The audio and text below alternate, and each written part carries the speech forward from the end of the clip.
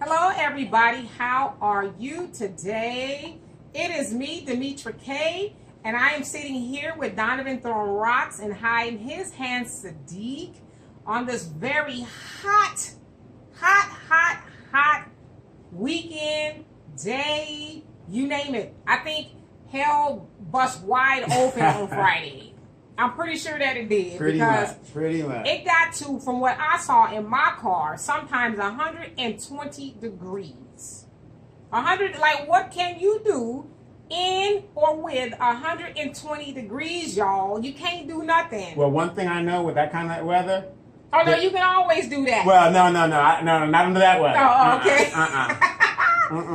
Because it was so hot that fermentation would have been happening and boiling of the fermentation would have been happening. So I think I understand that. Okay, right. We'll just leave it at that. Yeah, we got that. And hey, Brian.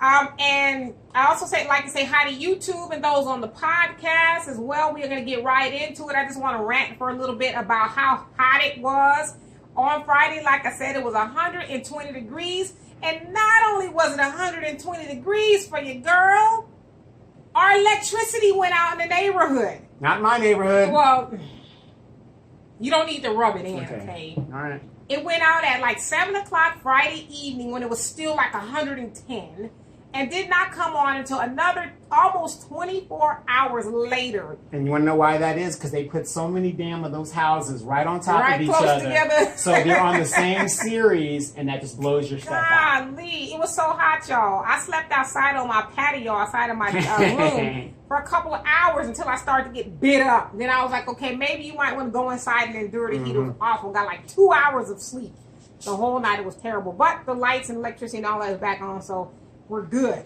Good. All right. Yeah, 90, you ain't lying, Richard. 95 degrees. That feels like heaven compared to what we were going through. Hey, Sydney. Hey, Holland. All right. And so today, Sydney was bad. I'm telling you. I thought I was going to have a stroke. It was so hot. Really, because it was hot and I was mad. Hey, Benny. I want you to stay with me during the purge, right? You and Isaiah. As far as that fiend who hurt your brother, I'm gonna take care of that, huh?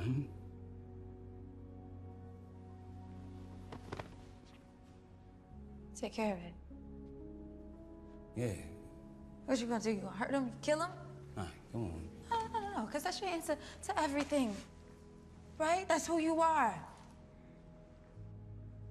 Today, it was 2 people we know, but every day it's at least 2 who are hurt because of you, D. I know no other way. Come on, I grew up here too. We all have to make choices in life to heal or to hurt, and you chose the latter. Now, the purge is one day. You, Dimitri, destroy this community 364 days a year. Announcing the commencement of the first purge. We're safe. For now. This purge gets right to the root of what many people believe the purge to actually be about. Do not purge! Do not purge! We get to see the people who were responsible for creating the experiment, what their intentions were, but then that much more tragically, we get to experience what it was for the victims. What makes the Purge saga scary is the fact that it's realistic because of the time we're in now. This could be a real situation. At the siren, all crime, including murder, will be legal for 12 hours. Our neighborhood is under siege from a government who doesn't give a shit about any of us.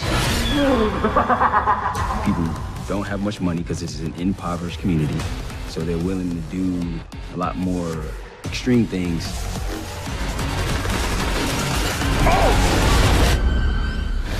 We've got a problem. What the hell is going on? First purge felt personal to me, if I could relate to these characters. You're sending soldiers into the island disguised as citizens. Do not make a sound, do not come out. This country needs for this to work. This purge does push the boundaries. That's why you should go see it. It's pretty bold. What do we do now? We fight.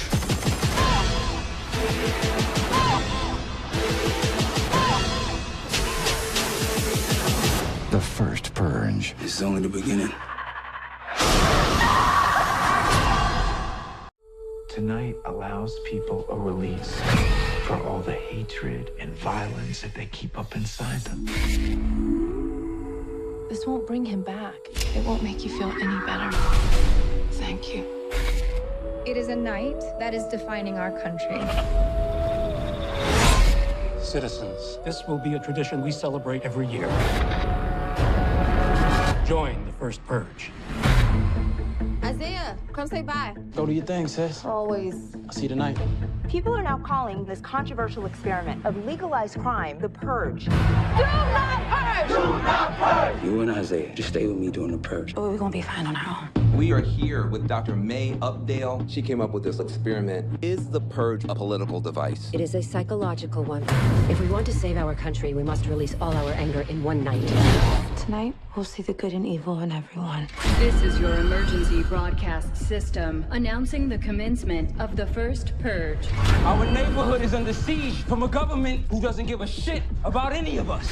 At the siren, all crime, including murder, will be legal for 12 hours. There's a lot of good people out there who we're gonna have to protect.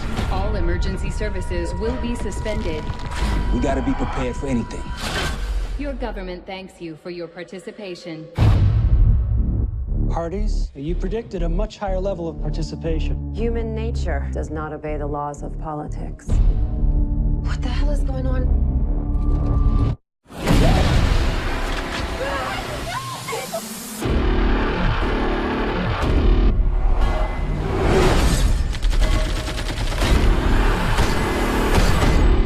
They all ex-military.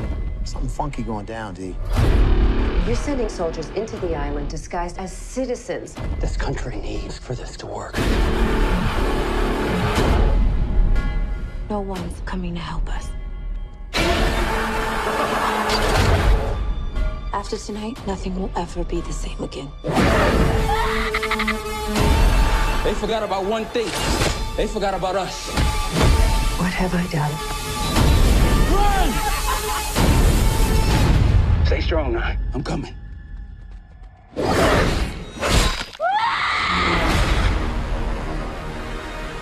Just remember all the good the Purge does. What makes America great?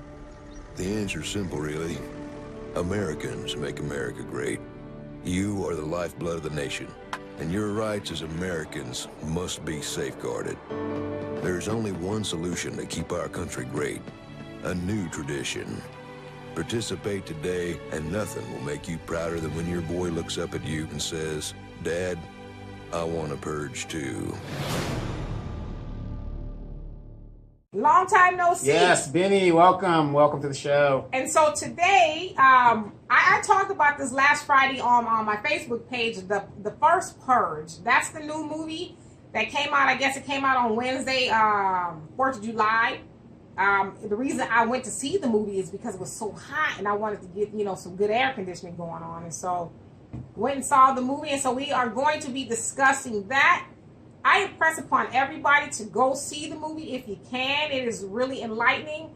I've seen all the other purges. I just thought, it was just another purge, but I didn't know that it actually had to do with the state of Black people. And so I'll go ahead and get into my notes because I have a few of them. And before you start, real quick, I have done everything in my power to make it as comfortable as possible for this woman, but she is a sweater. So. Well, it's hot. What can you do? It's not hot, man. Oh, I'm hot. And maybe you just sit next to me. Okay, so just put that out there. So. I didn't think of that. Okay. And so as always on this show, we like to promote all things Black love, knowledge, and understanding of the Black community to discuss it in order to make us better people. So yay, Sydney, you saw it. And I tell you guys, I'm not going to spoil it. I'm not going to give away anything that went on in the movie. I'm just going to tell you my takeaways. I took notes. Mentally, I took notes. And then when I got in the car, I had my daughter write them down so I don't forget them. But I took notes as I was in this movie. I was blown away by this movie. And so I'll get into it. Didn't your daughter make a statement in regards to the movie? She did. And we're going to get into that. And so as I said, last Friday it was 120 degrees and I wanted to get some really high quality air conditioning. So I went to the movies with my daughter to see the first Purge. That's the name of it. It's the prequel to all the other Purge movies that have already taken place. Okay, so like I said, I've seen all the other Purge movies, but I had no idea what this one was about. So IMDb describes it as the following. After the rise of a third political party, the new founding fathers of America, an experiment is conducted. No laws for 12 hours on Staten Island. So no one must stay during the experiment, yet there is a $5,000 payout for anyone who does. As I said, participants have 12 hours to commit any crime they want without getting repercussions, okay? Now, but as I watched the movie, I discovered that it was so much more than just what I had just described to you guys, okay? It was more like a warning and an epiphany of what is actually going on in the Black community. Now, I was so taken aback at the many messages that were going on in the movie that I actually took notes, as I said. Now, before I give you my revelations about the movie, I should also tell you that the director is a Black man by the name of Gerard McMurray, who is also the associate producer for the Fruitville Station, among other Black casted movies. He is also an alumni of Howard University. So that's kind of where it makes a little sense, because when I left, I was like, well, wow, who is behind this movie? And he's also worked with the guy that did Get Out. Oh gosh, I can't think of his. Oh no, not Get Out. The Black Panther. His name escapes me, but they worked together on a few movies as well. It wasn't Lee Butler or Tyler. No, Perry, it wasn't. No, Oprah, Lee Daniels. Lee No, Daniels, it wasn't. Trust me, it wasn't Lee Daniels or any of these other people. Okay, because like I said, Lee Daniels has a problem paying. No, it wasn't. No, it wasn't. Okay. This was not a Lee Daniels production. All right. Gotcha, okay. Gotcha. So the first takeaway that I took notes was the Purge was D.W. Griffin's The Birth of a Nation, the one that was written in 1915, meets The Spook Who Sat by the Door, that was released in 1973. Raise your right hand and repeat after me. The Spook Who Sat by the Door, the controversial best-selling novel, now becomes a shocking screen reality. The story of the first Black agent in the CIA. Whoever they select will be the best-known spy since 007. Their first mistake was letting him in. And let me congratulate you on being the first Negro officer in the Central Intelligence Agency. Their worst mistake was letting him out. You really want to mess with Whitey? I can show you how. For 5 years, he was their token Negro. Freeman, you people must serve. For 5 years, he kept his cool. Man, you just don't belong.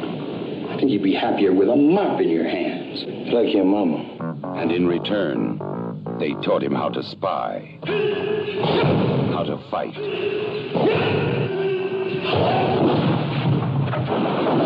How to kill. For 5 years, he was the spook who sat by the door. And then he turned gangs of ghetto kids into a highly trained guerrilla army. We live off the land. We match technology with spontaneity and improvisation. Men against machines, brains against computers. Now, if you don't think it can work, you check out Algeria, Kenya, Korea, and Vietnam. Can you dig it? He turned a summer riot into a revolution. This is not about hate white folks. It's about loving freedom enough to die or kill for it if necessary.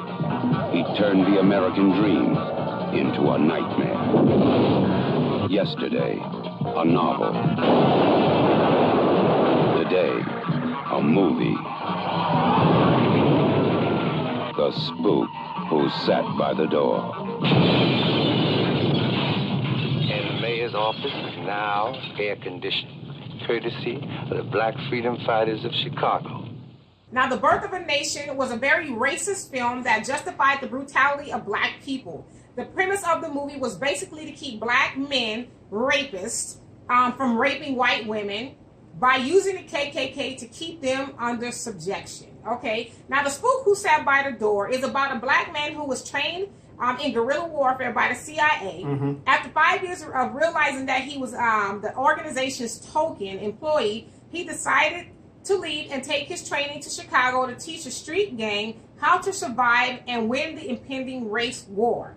By the way, everyone needs to go see, or not need to go see, you need to go see The Purge, but you also need to watch The Spook Who Sat by the Door. You can see that, and I'm going to get all you guys' comments as soon as I'm done.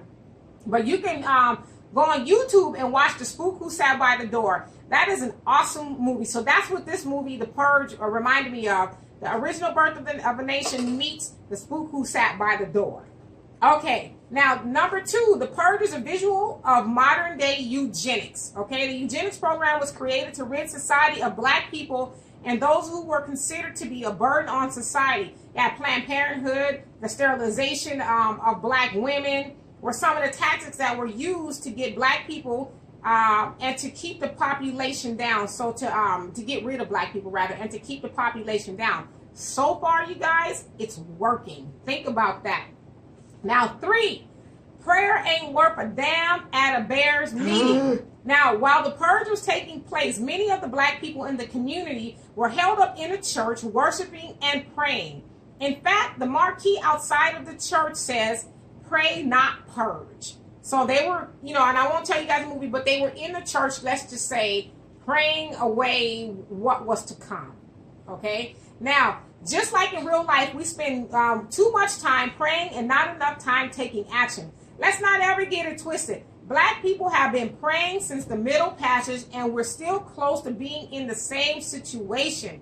Basically, we need more, we don't need any more prayer we need prayer to survive, but we also need to take action. So prayer is good. I'm not saying it's not good, but we need to put something along with it, right? Now, number 4, there are 2 very powerful forces helping to destroy the black community: the white man and the black man. Now, the white man destroys it on the executive level, if you will, by way of the government, the police, politics, business, among other ways. And the black man destroys it from the ground level by murder, violence, drugs, lack of unity, lack of practicing group economics, you name it. I'm not saying that we don't do those things interchangeably, but for the most part, just to kind of, have a line of demarcation, those are the ways that the black community is being destroyed. All right, and I'm almost done here. So number 5, another thing that the movie was telling us is that the black man is all powerful. And I'm going to say that again. The black man is all powerful. Without giving the movie away, the main character showed us that when the black man focuses his attention in the right direction, there is nothing he can't accomplish in regards to himself and in regards to uplifting and empowering his community. Number 6, the black woman is always going to have her black man's back at the end of the day. Shut up, Donovan. Sorry. At the end of the day, I don't care what nobody says, okay? Watch the movie. I believe there's a lot of truth. And at the end of the day, we might have our issues, but don't get messed up. We were talking about the real black women. Right. The real black women, whatever. Okay. No, because you got some that are just gone. Right. Okay. Now, the best partner for a black man is a black woman. She'll do what needs to be done to help her man. All right. Number 7, the movie also showed us that at the end of the day, black men and black women need each other to accomplish the goal of black excellence. Bar none, end of story. We need each other. Plain and simple. Now, let's see. Number 8, the movie showed us that the white man is the devil who will pay black people to sell their souls with the goal of helping to destroy the black community. Look at all the record labels who pay so-called rappers to make music that adds to the degradation of the black community. How about the FBI being exposed for dropping crack into the black community? That was the CIA. Or the CIA, rather. Dropping crack into the black community with the hopes of destroying it, and it did a pretty good job. And they admitted that they did. They admitted that they did. That was about a year or 2 ago. So it's not up for debate. Well, they did it in '89 too. But I'm saying that the expose came out that they did it. Okay, so we've got to be smarter than that, people, okay? Now, number 9, the movie showed us that what we are seeing in our communities is not actually what's going on. The murders in the inner cities, in the black communities, are being blamed on black people who live there. And I'm not saying that no black people are doing these crimes, but there have been plenty of witnesses who say that they've seen others, quote unquote, committing the crimes in the areas. Why are a lot of these crimes unsolved? Why are some of the murders in the communities done so blatantly and out in the open and like, you know, almost like an operation, like a well planned out operation? Go see the movie. Mm-hmm. Right. They're like well executed. And so we got to start putting 2 and 2 together and stop believing the hype. Stop believing that all of these murders like in Chicago and all these other inner cities are just being committed by, you know, some of the boys in the hood, or I have nothing else to do. I'm not saying that that's not true altogether, but on what scale is it true? Yeah, it's the same thing as political assassination. It's always a lone gunman. Right. Crazy. Right. And so the last thing I noticed is that the white woman was thrown in with the plight of black people in this movie. Okay? Now, somebody's trying to go live with me. I don't know who it is. So like Dr. Claude Anderson always says, we got to stop calling ourselves minorities. When we call ourselves minorities, we get lumped in with everyone else that falls under the civil rights umbrella.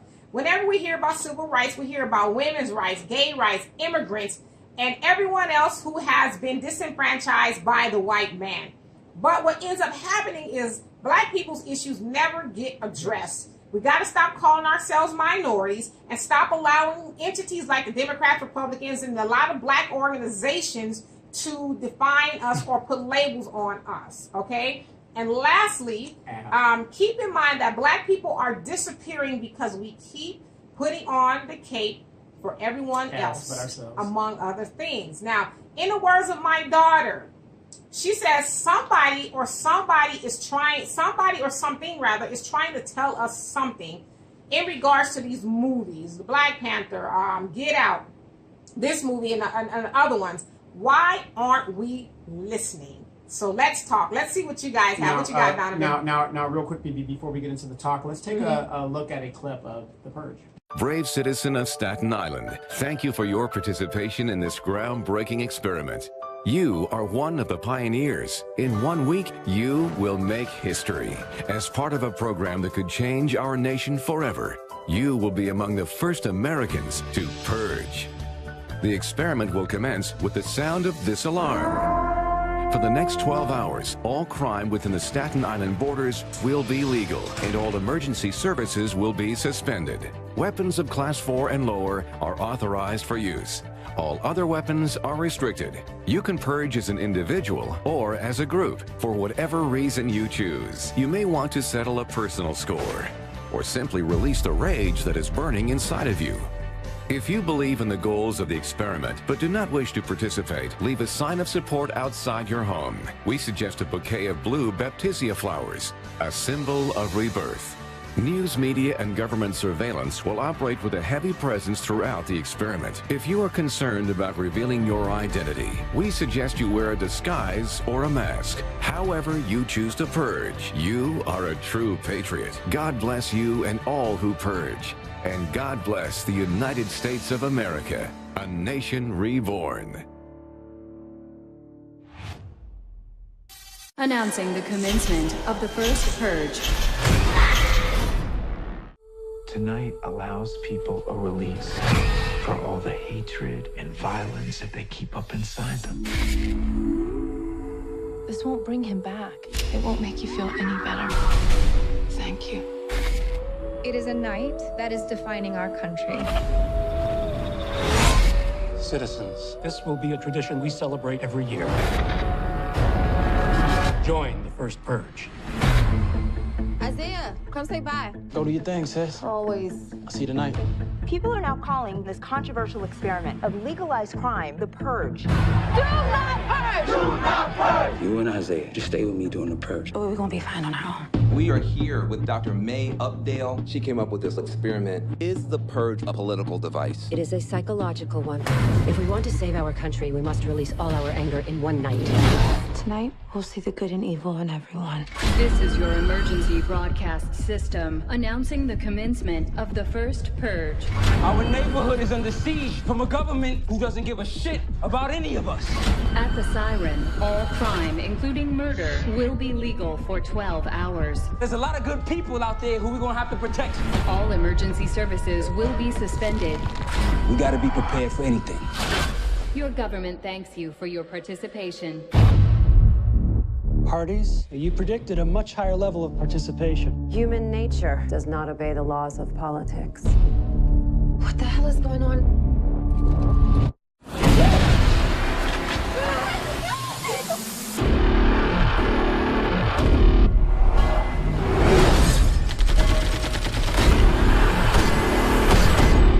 They all ex-military.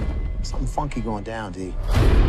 You're sending soldiers into the island disguised as citizens. This country needs for this to work. No one's coming to help us.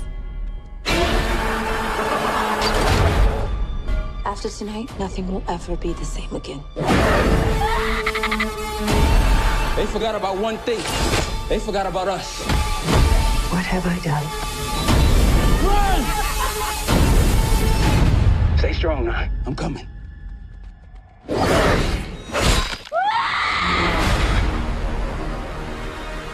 Just remember all the good the purge does. And there we go. And this time we're actually going to put the clip in, right? Yes. Okay. Yes. We couldn't put the clip in last time because of the copyright. Okay, got it. So yeah. if a clip doesn't come in the video shows because the copyright. And okay. So when the YouTube video is produced, we'll see all of that this time. Yeah. Hopefully. Got it. Hopefully. Okay. And so let's see. Cindy said, "Oh wait, I need titles." Okay. I think that was earlier. And then Richard says, "Can you give a basic premise?" I hope that I did. If I wasn't clear, please let me know. Hey, Houstonov. And he said, thanks. Richard said, thanks. And then Cindy says, interesting that they chose Staten Island. So you tell me, Cindy, why do you think they chose Staten Island? Ryan Coogler. Yeah, that's his name. Director. And and then somebody used something. Oh, you was talking about Lee Daniels, so Sydney's telling you to stop it. Sorry. Thank you, Al. He says Ryan Coogler and did the Black Panther. So yeah, I believe that was the same guy that Gregor, I think his name is something. I forget. The guy who did this movie. They have worked together before. And Benny says, haven't seen it and wasn't planning on seeing it because I wasn't a fan of the whole Purge movies. My wife and daughters are, but I wasn't. They came back sounding like you and they were like, Daddy, let's see, Seymour.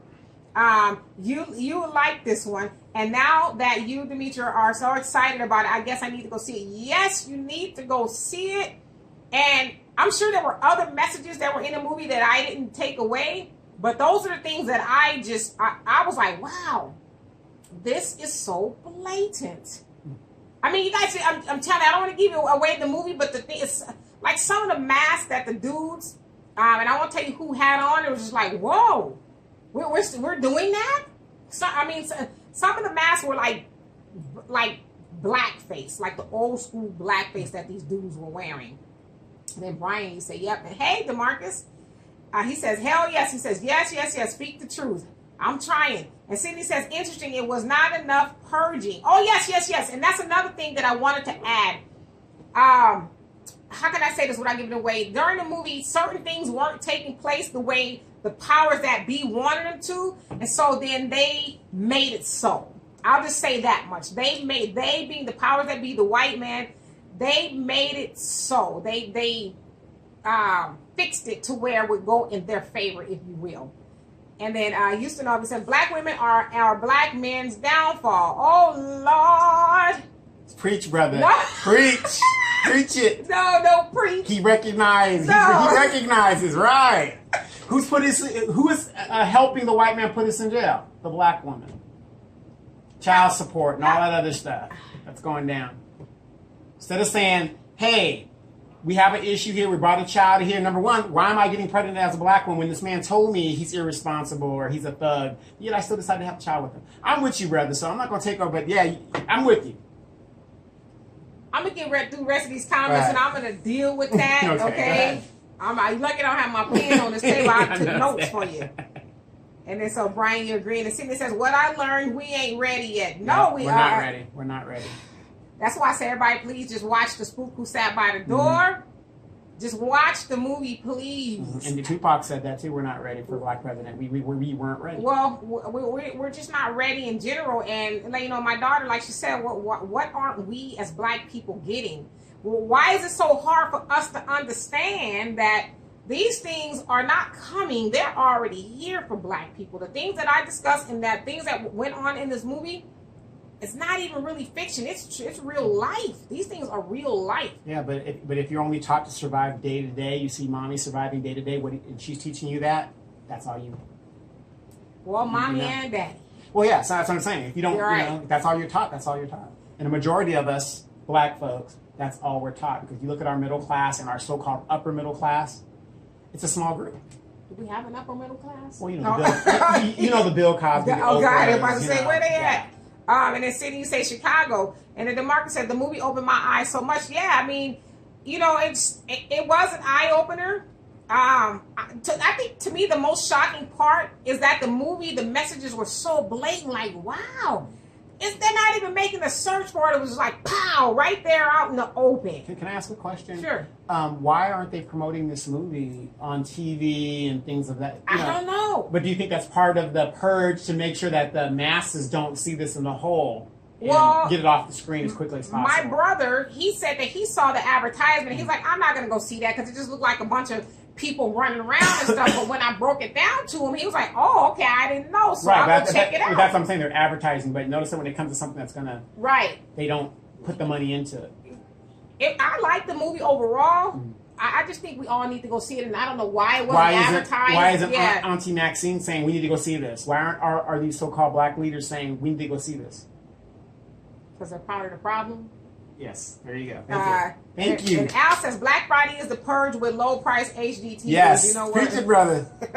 Brian says I totally agree. I always say Black issues correct. Yeah. Right. And it used to know. He says we are killers to our own kind, but are cowards when it comes to the world. Yes. And that was another message that, like I said, you know, there are two forces that are destroying the Black community. It's the white man and it's the Black man. I mean, in the movie, it showed us, I would say being destructive, if you will. Like I said, I don't want to give the movie away, but then it also showed the powers that be, if you will, being destructive in a whole host of ways. That is true to life. It's just things that are going on. And so, like I said, that's why I was kind of shocked. Like, wow, who made this movie?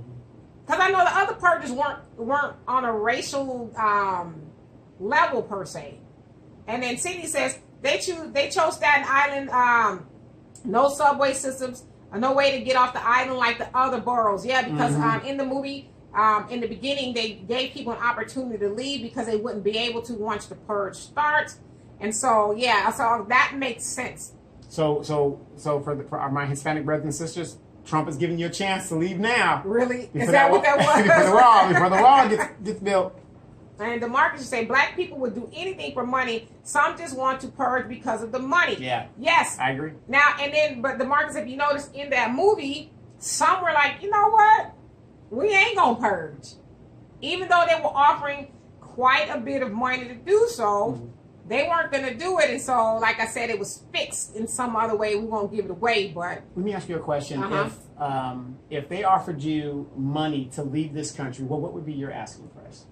They offered me money to leave this country. That's a good question, Donovan. You know, have you listened to it? It'd have to be a significant amount of money. Go like right now. They give you the thing right now. It'd have to be enough to take all of my family if they wanted to go with me and to me to set up a shop. Throw a number out there. 15 million. Oh no, you ain't going nowhere. we gonna keep you here. We gonna keep you here. No, you're unrealistic. Not quite that. Well, shit, they got it. That's true, but and Cindy says, "What is the titles of the other movies?" I'm not for sure. It's The Purge. Yeah, something. It's you like can Google 5 it. of them. Yeah, you can Google it, and it'll be in the IMDb. Yeah, I think it's about 5 titles or so, give or take. They all have their own different themes and things like that. Now, I will say I watched one movie about the Purge was Meet the Blacks. with Michael, what's his name? Blackson. Michael Epps. Oh, yeah, Michael Mike Epps. Blackson was in there too. Yeah, Mike Epps. Oh my gosh, I was crying, laughing. It was like the black version of Purge. I was not the one that I saw, but it was a comical one. I was rolling. And DeMarcus says, kind of got a point on that one. And then Benny says, they were putting their thumbs on the scale. So when you say they're putting their thumbs on the scale, you're talking about, we're talking about when they were fixing the purge, rather. And then Sydney says, stop it, Donovan. We create children. We have to be accountable. Yeah, stop blaming the black woman for everything. Yes. What's wrong with you? Well, all I'm saying is, why would I lay down with a man that he can't put no meat on? Like, that is not, Oh, he can't put, why would I put meat in my mouth and this man can't put meat on the table? Why would you be a man that can't put meat on the table? But why is a woman choosing that guy to have children? I agree. It's a two-way street. I mean, why don't I make better choices and you are able to put meat on the table? Right. And because the bottom line is, you guys are the ones that in any species, I a woman agree. chooses. I agree. In animal species, a woman, the female usually tries to mate with the strongest and male. that's true for humans too. Right, and same thing for humans Right. too. So the woman chooses who she's having children with. So if you sit down and have a child with a guy that isn't doing nothing for himself, there we go. But like if you a man and you lay down with But that's a woman, not a man. But that's not a man. Okay, but you wait, chose I'm it. talking about just anatomically. If you're a man and you're laying down with a woman that you don't want to be with, why not take precautions so that you don't end up, not leaving a baby because you don't want to be with it and all this other stuff. You're going to be there for the good time. Make sure you don't leave nothing behind after the good time is over. Well, we know what my mom says about that. Oh, Lord have mercy. So. And then Cindy also says, you see how they got onto the island after they crossed the bridges, right? And so, again, you guys have to go see the movie. I thought it was a pretty good movie that was put together well, I should say. I'm going to go check it out. And you said, I saw the advertisement. See, I don't watch TV. My daughter actually just mentioned it to me. It's like, well, the Purge, new Purge or something, this movie is out, so let's go see it. So we did. And then Cindy says, Maxine is getting threatened, and we have Donovan talking smack. Hey, as far as Aunt Maxine, now, we know she was going to get threatened because, you got this coward Trump doing what he's doing. However, at the same time, it isn't about Maxine. Like I said, I do commend her for saying shoot straight. If you're going to shoot straight. I do commend her for saying that. Right. However, at the same time, she should be out there.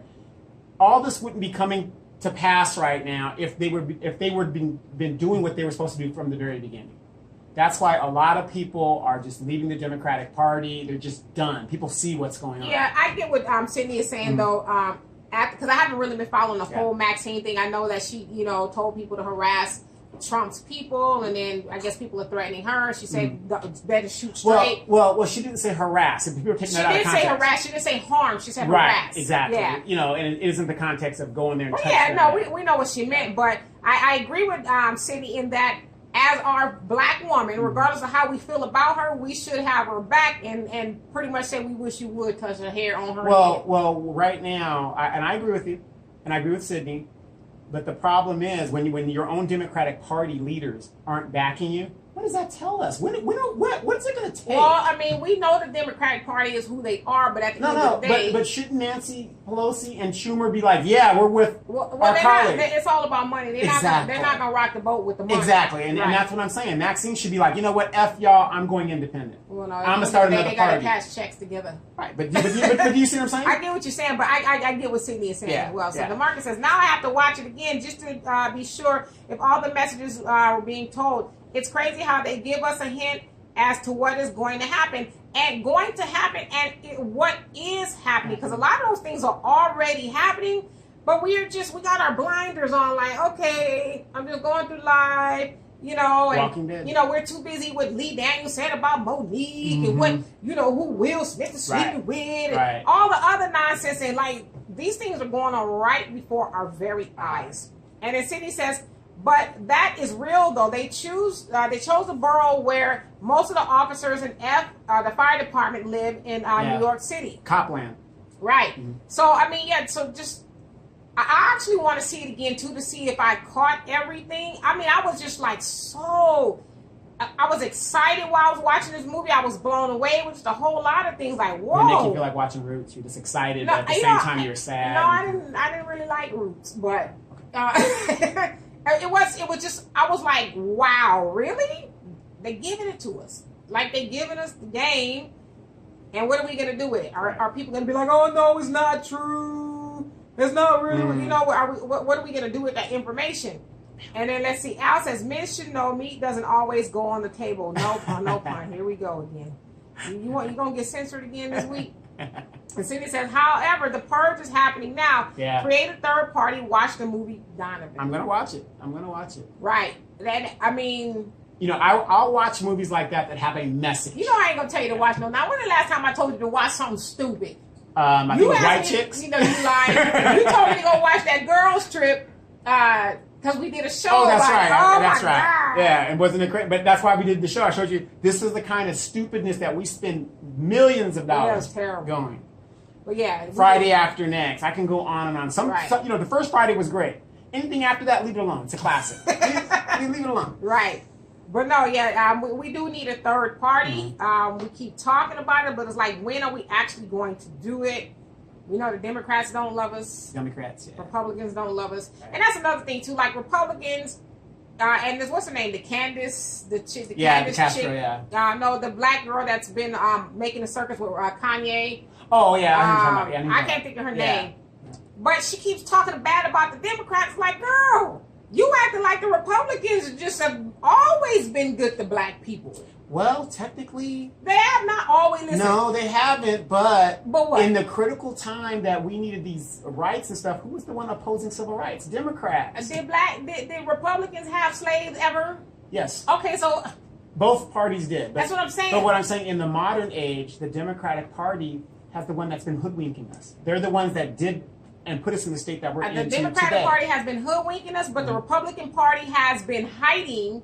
No, I'm sorry. The Democratic Party has been hoodwinking us, and the Republican Party has just been showing us who they are. Well, again, the Republican Party is actually the Democrats that switch sides. To me, they're all the same. That's my point. Yeah, they're all the same. We should be done with both of them. Either you should be an independent or form our own party. Form our own party. And Yusinovi says, let me make sure I didn't, let's see, yeah. You say, when I say black women are black men's downfall, take in context that black women adopted the white struggles and embraced them. For example, women's rights, gay rights, immigrants. Right. We haven't locked down civil rights. They continue to use the black woman as a vessel to destroy the black community. Yes. And so I do agree with you largely.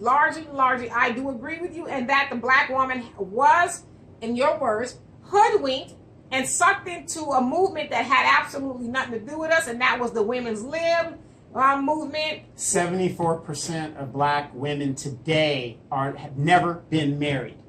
Okay, but that's part of the problem. Part of the plan. Yeah, it's part of the plan. So part of the plan. Mm-hmm. So yeah, we have as black women, we have been duped, and we are continuously being duped by white women. Immigration, all those other things, saying, listen, for example, we saw a black woman, she was of African descent, like the motherland. I think she's from Ghana or somewhere like that. We saw a black woman climb the Statue of Liberty to protest Trump's Separation Act, the Family Separation Act. This is a black woman did this, and I made a video about this on YouTube, and I asked, well, why haven't we seen you climb the Statue of Liberty for black men and boys who've been murdered, and any of the other things that any of the people who've been beat up in the Waffle Houses? How come we've never seen you as a black woman climb the Statue of Liberty for our issues? Why are you climbing, for their issues? And then she went on, I guess, to say that she's an immigrant. Okay, fine, but to them, you're still a black woman. Right. Let's take a look at your video. Hello everyone, it's Denitra K, and I have another short video. So what I'm about to show you is that of a woman, a black woman, climbing the Statue of Liberty, protesting the family separation that has been going on under the Trump administration. Check it out. And now she's moving again. She's attempting to go back under the shoe. The picture freezing up there a little bit, Phil. How is this going to play out, do you think? I mean, it seems like she has no choice but to come down. They got her. Our Brinjin Grass, we're watching this on a little bit of a delay. We are now watching the live pictures with that delay. We can now see the officers have her They are now helping her put her shoes back on. It looks as if they may try to put a harness on her. Bryn, this is such dangerous work. This is really dangerous work.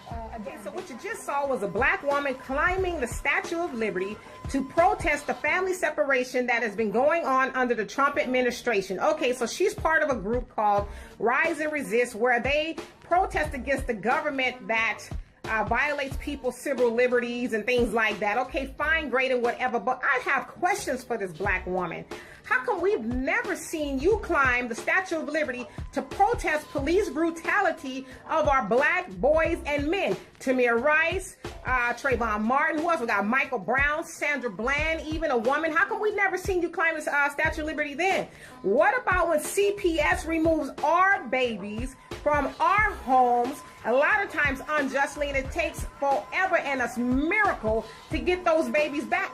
What about climbing the Statue of Liberty for men who are sent to prison, black men, for a nickel bag of weed for life sometimes? How come we've never seen you climb it then? I mean, it would have been beautiful to see you climb your black self up there for your people. I don't understand some of us black people. Don't you guys know that the first law of nature is self-preservation? If we go and help everybody else put out their burning building, how about our burning building? It's going to burn down to the ground, and hell, our building is not that far from burning completely. We got to stop putting everybody else first. We got to start putting ourselves first, and don't mistake what I'm saying. I'm not saying that I agree with people being separated, but what I don't agree with is our black people running our black selves to go help everybody else. That's all I'm saying. And for more insightful commentary, please subscribe to this channel. Peace. All right. For real this time. We can time. look at that one. Yes. Okay. And when he says that we're going to look at the videos for you guys on live Facebook, it'll be in the produced portion of it. Mm-hmm. Okay. So I do agree with you. But I wouldn't. Black women we have our issues too. So it's not just that black men have, giving up. Or no, not even giving up, but just been through it by themselves. Black women have been through it too.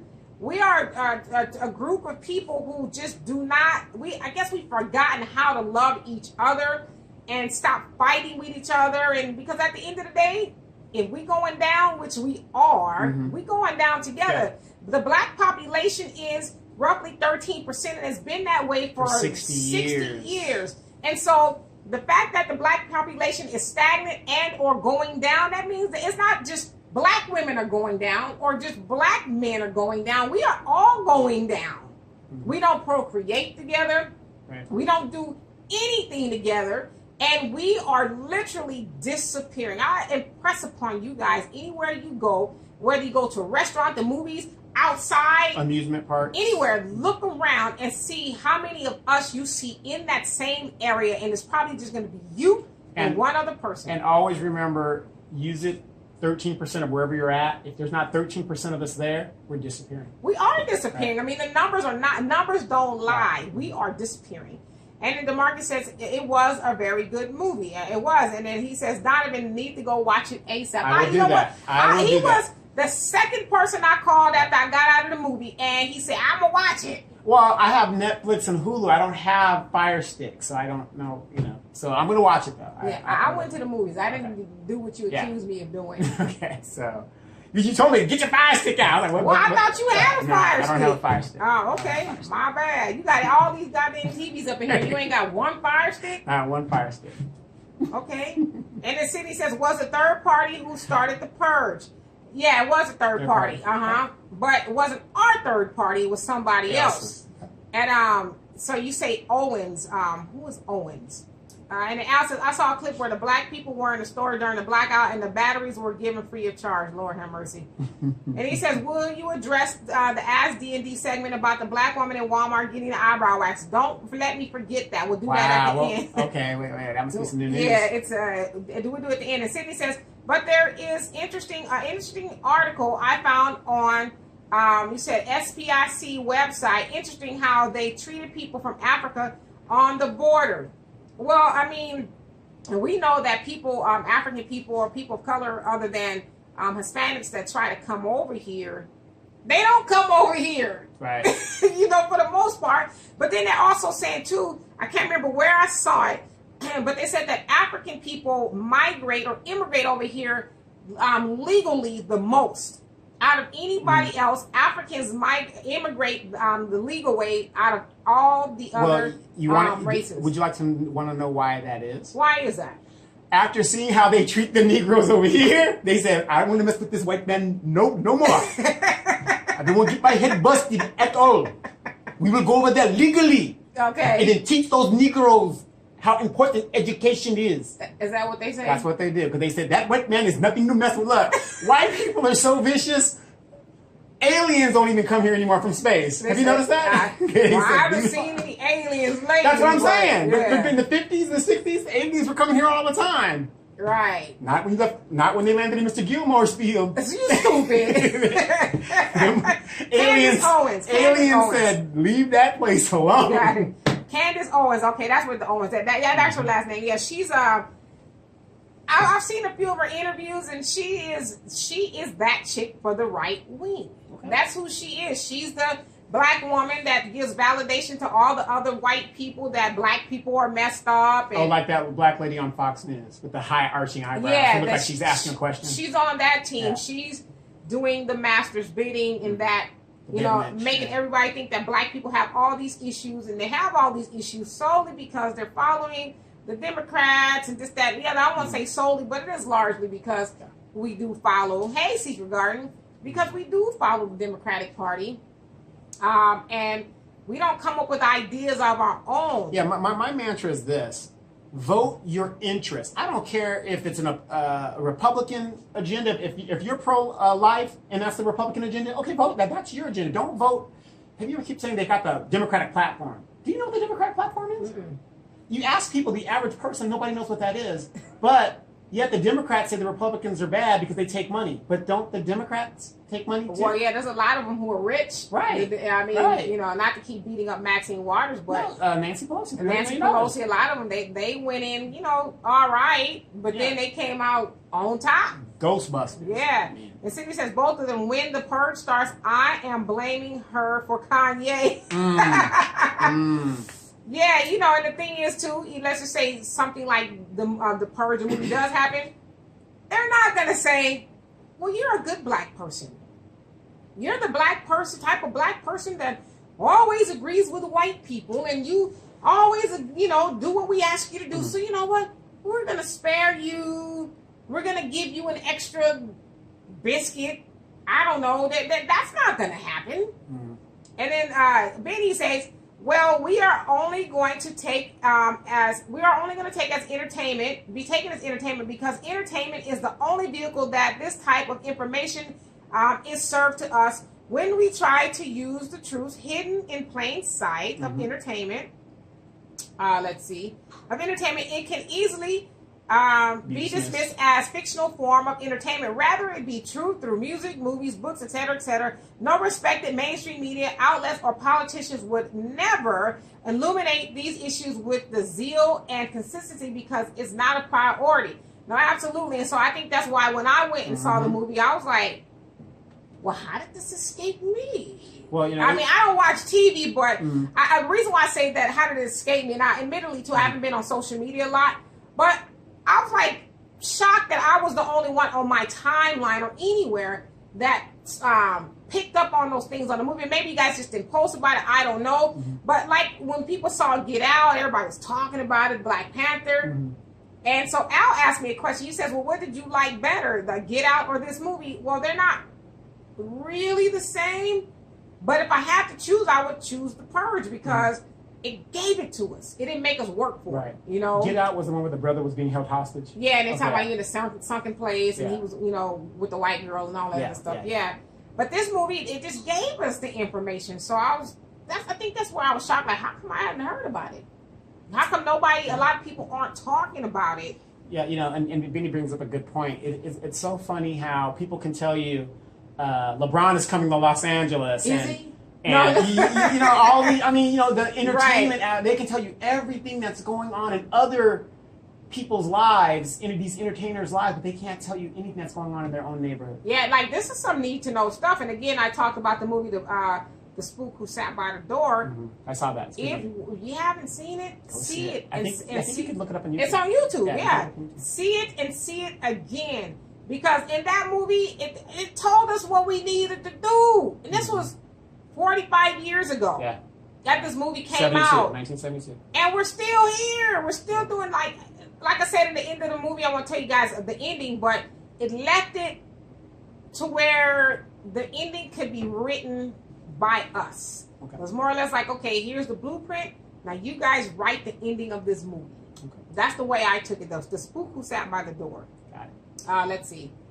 And the city says, do you think the church incident was purposely not shown? Secondly, was that Charleston and Donovan needs to train people? Yeah, we do need to get Donovan on it. My sister actually went and saw the movie today, and we talked about the church scene being reminiscent of Charleston.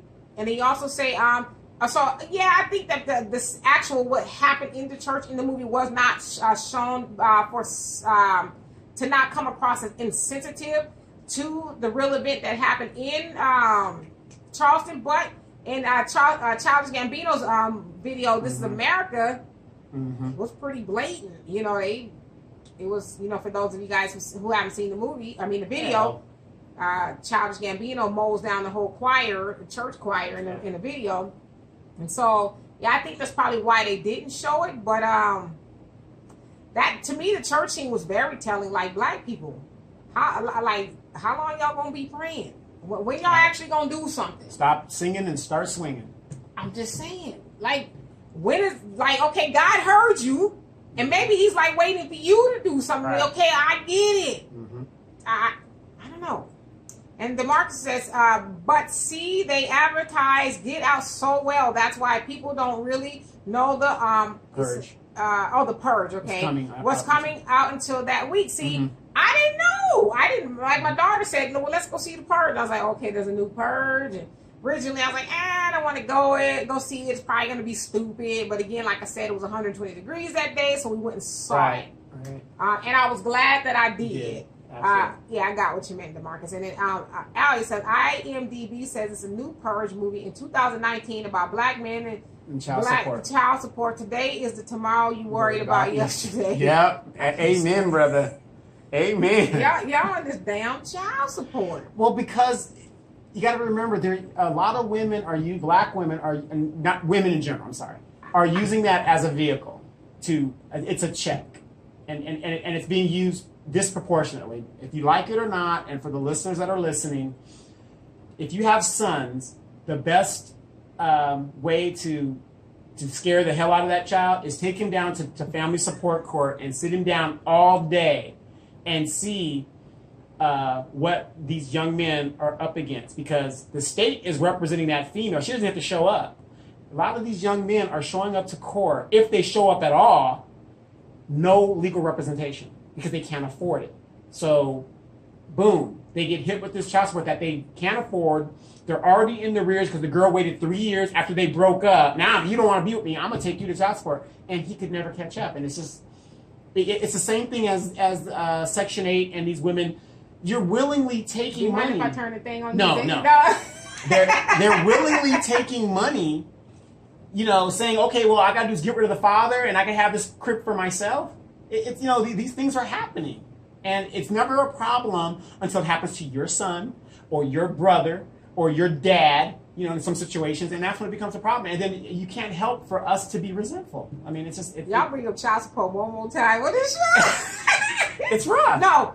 Yeah, we'll address that really quick. Yeah, okay, so the total child support thing, and I do agree that child support has largely been, I don't want to say largely, but I'll just say for the a lot, it has been used as a weapon.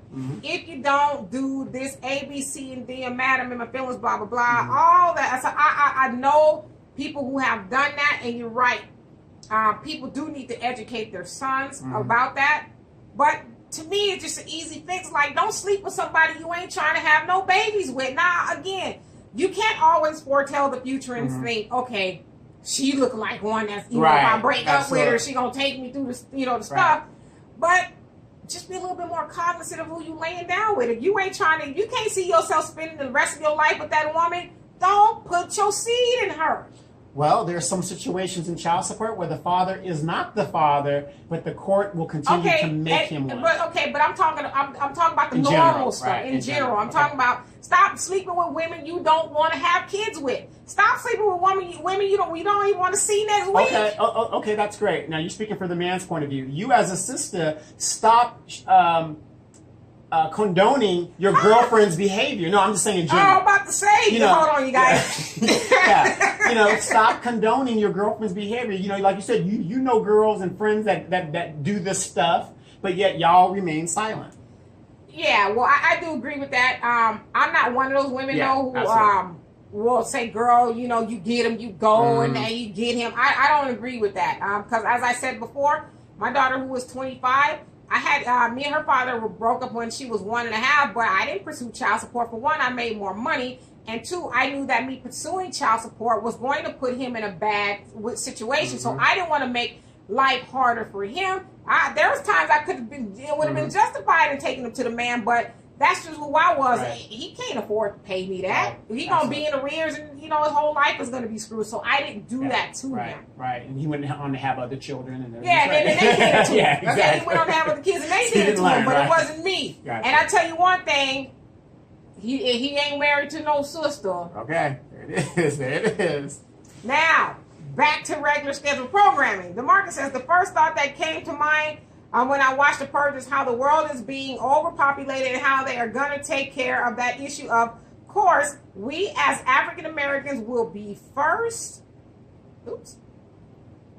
Seymour, first to go. Yep. We're first to go. We are the first to going right now. I'm telling y'all, we're disappearing. Google stuff like the African American population. And you see, we are disappearing. Like, this is not a joke. I don't like scare tactics. I'm not trying to scare people, but we are leaving the planet, y'all. I think there's 40-something million of us in America. It's about 57 million of Hispanics, 65-something 7 million of whites. What was the number you get for Hispanics? 57. That's 57 legal. Now, how many are the illegal ones? We're talking about another 16 million. So another 16 million. Right. Okay. So. But the point that I'm making is everybody else's numbers are growing. Now, the white population, they're shrinking a little bit too. Right. But that's self-inflicted. We're just We're just right there, It's Peter. And then Sydney says, Donovan, you're wrong. Yes, and and that's one thing I like about Sydney and stuff. And anybody listens to the show, he keeps it real. I don't want to be right. And I want you guys to think and debate. That's what this whole show is about. To open us up and think. So. DeMarcus says, child, and he got them in caps now, like large, big cap letters. There you go, brother. Child support is for deadbeats and deadbeats only, not because your feelings are hurt. I completely agree.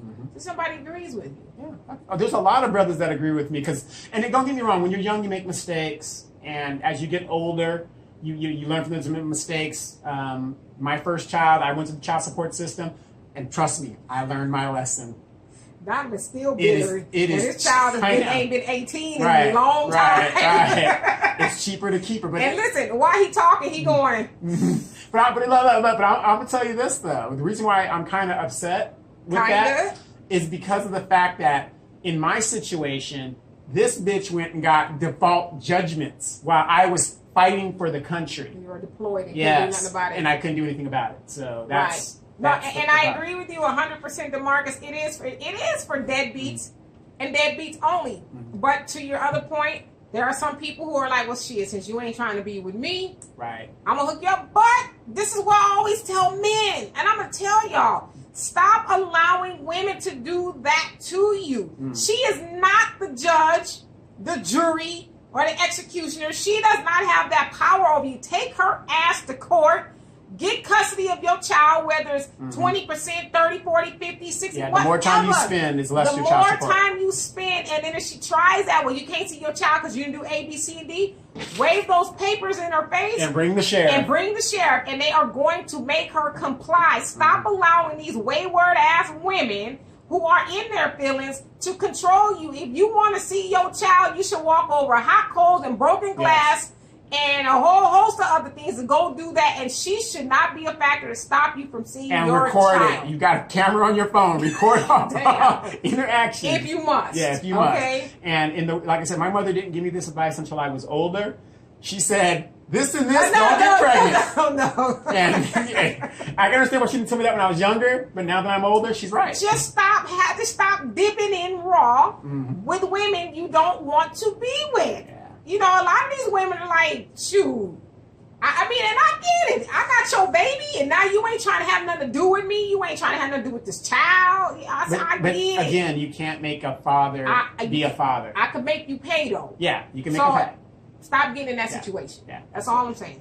And Al says, when I got on child support, I saw a sign in the mediator's office that said, black men talk is cheap because supply exceeds demand. Yes. You know what? Lord. Yes. And Houston, he says, until we realize that the Bible is a lie and those that follow it is the true devils of our community, we will stay the lost children of the world. Absolutely. I mean, but again, you know, trying to tell a lot of black people about Christianity and the Bible is just, you might as well be talking to a wall, honestly. Yeah. And the wall will be like, oh, okay. Right. Before they do, you know. Sydney says, the law is changed. Started in a case in Texas, will end up in the Supreme Court. Yeah. Now, if that's, you're talking about child support, actually, you could have done something about it. You should blame your lawyer. I don't know. Sydney's talking about when I was deployed. Well, at the time, the military doesn't give a damn when you're out there fighting for your life about what your situations are at home. So and then remember, I was an aviator, so it isn't like I was in a place where I can get my mail. I was moving from spot to spot. So when you got your next paycheck, it was like, what? No. I got the notices and it was already in process. And then you're overseas. Right. And then by the time I came back, it ain't like you say, oh, first sergeant, let me go in. No, you're staying over there. So by the time I got back, and a lot of states have this, this is like if you're going to challenge paternity when a child is first born. In California, you have 60 days when that child is born to challenge that paternity if you have a doubt and you're not married. And that had far exceeded, and there is no statute that reverses. They don't care if you were in the military or overseas. You are now the father. Regardless, you should have answered the thing. But that's how archaic our laws are to keep us in these situations. And do you mind sharing with them exactly how much you ended up paying by the time you got all these? When all this was gone, okay, initially, I was a young airman or whatever deals, I was paying $272. By the time it was all said and done, I was paying $1,600 a month. And I went ahead and paid it, sucked it up, and it is what it is. And then after the child turned 18... I was out, but here's the funny thing. The child turns 18, she wants to take me to court again. Because she's to her girlfriends, yeah, girl, you can go and get him. He gonna pay for that college. He's a military guy. He gonna pay for it, right? You cannot change a agreement that was in 1993. My agreement said that when he turned 18, or he graduated high school, whichever came first, that was it.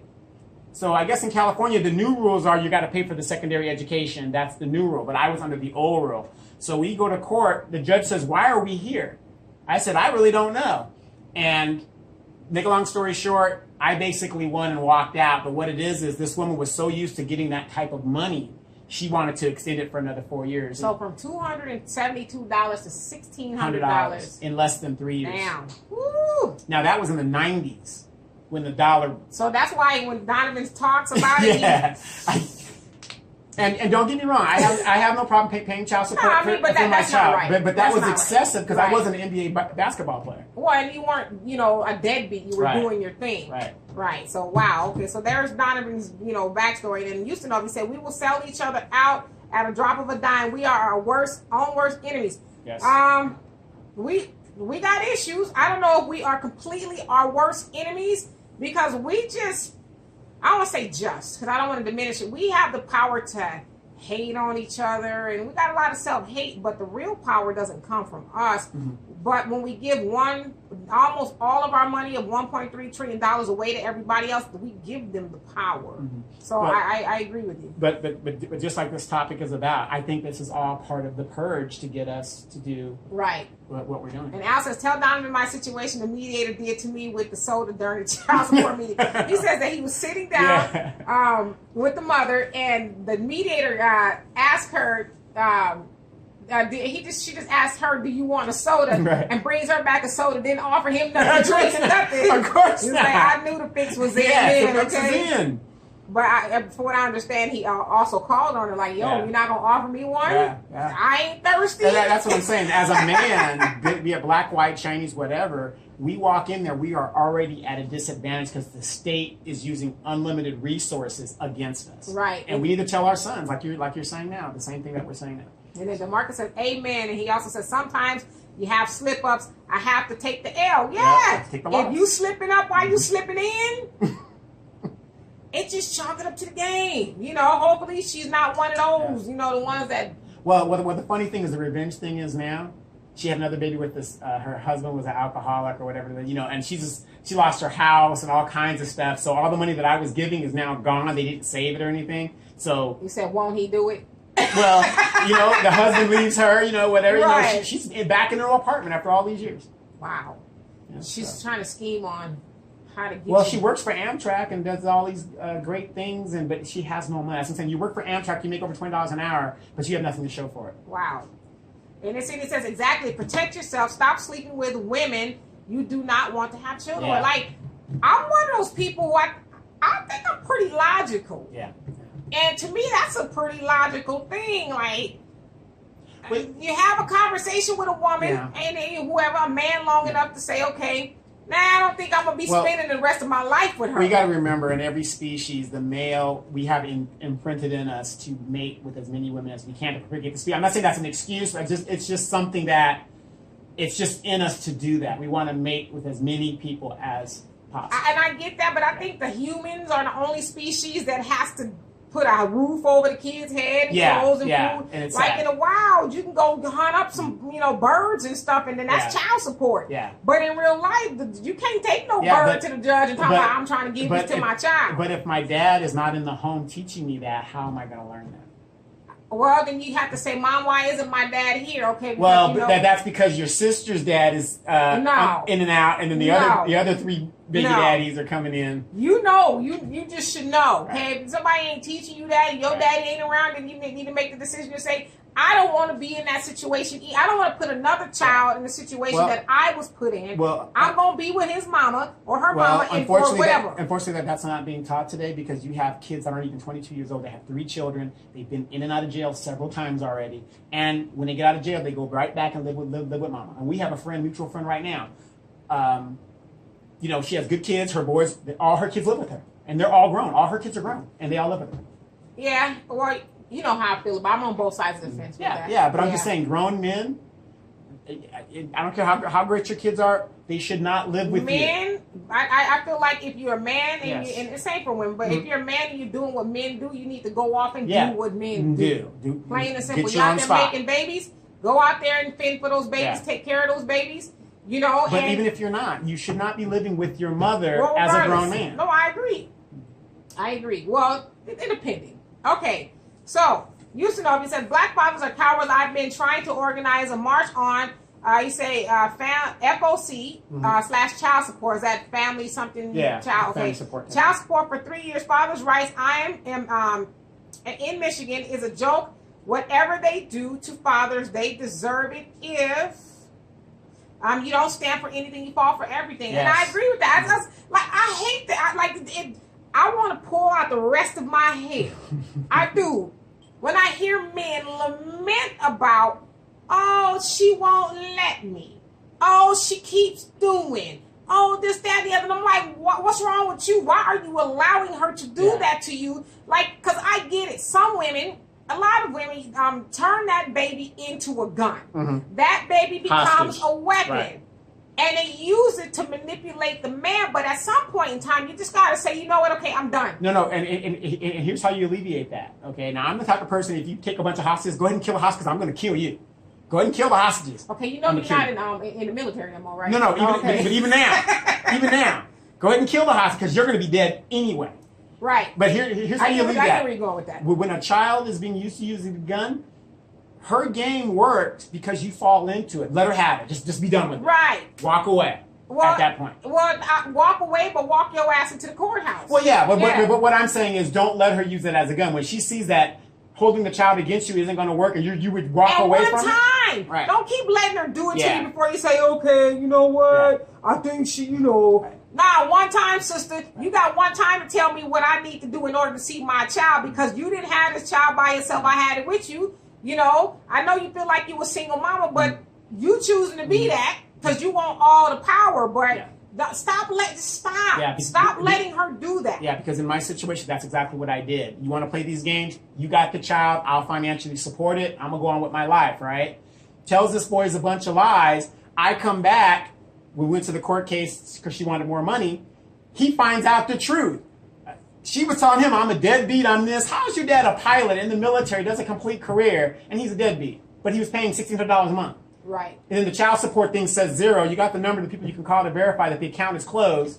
But yet, I'm this terrible, terrible person. Right. Well, the gravy train was over. Right. But what I'm saying is, though, I refused to let, and it was a hard decision for me to do that. I'm not saying that it wasn't, but you still didn't just say, you know what, I'm not going to do anything. Right. I'm walking away. But for those who choose to, do their part and be a part of the child's life, like a woman who was doing that to a man, she's ignorant and she has no clue of what she's doing.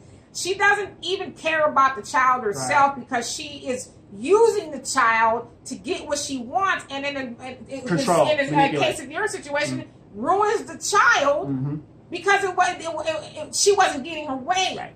And she couldn't manipulate. That woman doesn't need to spend that much time with the child. You need to get as much time with that child as possible to get him or her away from that mama. Right. And in my situation, being military, I wasn't going to be home. I was going to be an away dad. So that's just the way it was. And, unfortunately, that's how my dad did me, because we're a military family. That's just how it is. But you didn't totally walk away from your child. I still did my financial responsibility. And Robert said sometimes you're just in the moment. Okay, the moment's been turning to 18 years.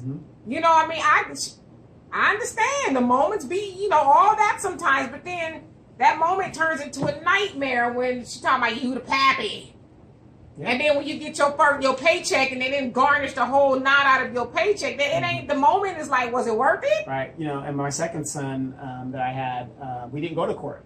And I was paying him $2,200 a month. Well, she has some sense, though. Yeah. You with a woman that has some sense. And we're more mature. Right. And so you got to give us a... And you stopped getting with these women. I sure did. I got me a white woman and, He's lying. He's lying. I wanted to win. And Cindy says, but back to the Purge. I am starting to range. I'm going to the range more often. Yes. Okay. My daughter says that we need to go to the range too, and I agree. What do you mean by the range? Like shooting range? Pew pew. Okay, good, excellent. Right. Well, why don't you just let us come in your backyard? And you're more than welcome. Okay. You know I got some guns in the back. I've seen one of them. Yes. And Houston says, how come I hear nobody telling women to keep their legs closed? What? Holding black women accountable? Shut your mouth. Holding black women accountable? How dare you? I've never once said, I'm taking it from a male's point of view because you guys are talking about what women are doing to you. And all I'm saying is this. She can't do that to you if you protect yourself. Like when I was a dental assistant for like 5 seconds, I went to dental assisting school. One of the first things, a lot of schools. I got a lot. I know a lot of stuff. One of the things they taught us is that AIDS, and I'm using the example of AIDS, is universal. Yes. Okay? You act as though everybody has it. And so when you're laying down with a woman, you act as if until you have further knowledge, this woman can be any old body. This woman, if I do get her pregnant, might take me to the cleaners for 18 plus years. I don't know who this woman is. And so if I'm asleep with her, I'm going to treat her like that chick. If I just got to be in the moment.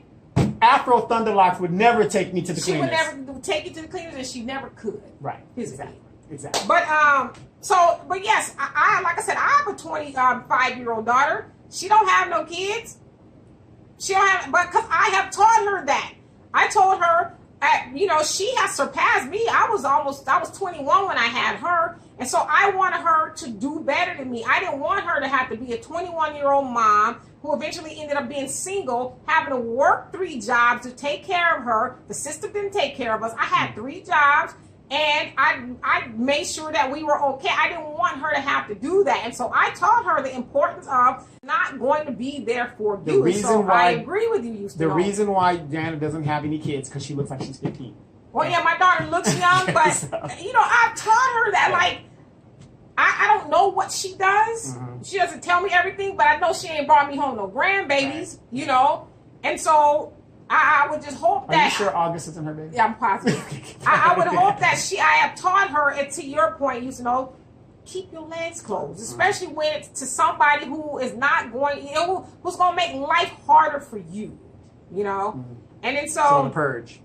So Sydney says, and if your dad is not there, it is up to your mom to get a spiritual advisor. Yes. Somebody, uncle, cousin, neighbor, somebody who can step in as a father figure. Absolutely. Hey, Gerardine says, I thought this was about Purge. Laugh out loud, y'all all the way off subject, yeah. We go there sometimes. Yeah. But we talked about the Purge in the first, hour? Yeah, first hour. But this is part of the Purge system. This came from the subject of the Purge. I think this is part of the system of that from what you guys were explaining about if you watch this a little bit more, sometimes you'll see that we go off the rails. But it's always a much needed discussion because a lot of people just don't understand the child support, the dynamics and the resentment of child support. And the resentment, I get it. You know, it's a resentment on both sides, you know. To me, it's all avoidable if both parties would just say, do I really want to be with you for 18 years, potentially the rest of my life? Well, I love you right now. Right now? Okay, I need you to go put on 2 uniroyals. Right. You taking your birth control and all of that, now we can do it. Or better yet, like my mama said. Shut up. And Al says, when my stepdad was in child support court, the judge told him, I've got a problem for your solution. And then DeMarcus says, laugh out loud. Yeah, we all got all the way off subject. Yeah, we did, and we do often. But that is a big problem that's going on in our community. Well, I'll tell y'all how we got on the subject because Houston brought up about black men, black women kind of not having the back of black men, and then I forgot who brought up the child support thing, and that's how we got the child support topic. And it says, however, pretty soon we are all pretty soon we all are about living together. I posted how much money you need to live in a 2-bedroom apartment. Of course, California is the highest, followed by New York and New Jersey. Yes, California. $1,500, and we're not even in LA. It's right here where we live. $1,500. And you're in Beirut. So expensive. It's utterly ridiculous. Mm-hmm. Like gas is just now going down. Yeah, it's $3.40. Yeah, and we think that's good, and it hurts our emotions. Gas is $3.40 on average, and we're like, oh shoot, gas is going down. Now I can go another block. Right. You know, it's ridiculous. It is. And Al says, hey Donovan, what do you think about women who ask the baby daddy for money and they're still getting child support? Anything you give outside of that court order is considered a gift. Don't do it. Unless you want to. Unless you want to. I mean, but I wouldn't do it. And so Sydney says 22 now. What's 22? Let's see. And then Yusunobi says, when the Black Panther started the welfare system, it was for the community. When the government started theirs, it was for the destruction of separation. Right. You talk about WIC and all that. No, absolutely. It's the food program, the Black Panthers. Yeah, let's do for self. But that's where they were coming from. Let's do for self. We don't need them. But like you said, the government came in and was like, okay, here. We'll give you a free house. We'll give you this. Kick that man out. Right, yeah. So, absolutely. Great point. And Al says, some women's legs can't stay closed. They're having babies quicker than microwave popcorn. See? Well, I'm going to tell you a quick story, which is a problem in our community. I was in Walmart the other day, and there was a woman on the phone. And, of course, you know, some black women talk extremely loud on the phone in public. And she was arguing about free county money with whoever she was talking to. And I'm just thinking, number one, you should be embarrassed to be talking about free county money. And she didn't look, she looked like the typical, she was in her pajamas and stuff on her hair, whatever it is. And I'm just thinking, where is your pride? Where is our pride? Just because they're giving it to you for free, all money ain't good money. Well, but she, you can see in her conversation, she was talking about gaming the system. But in the end, the system is gaming her. I just say this: there's a lot of money in our community. We just misappropriate it. You know, if we would keep our money home within our community, we wouldn't need to be on the system. Look at these women's heads. You got $200, $400. I just say this: there's no amount of money anybody can pay me to kick my man out the home. None. Especially if you got a man who could provide. I mean, why would... See, that's the part that don't make sense to me. If you had a man in a home who could provide, why would you kick your man out for what? What are you getting in food stamps? $500, Single $600, ladies. $800? Single ladies. Say, look, Beyonce is married, but she's telling you to get rid of your man.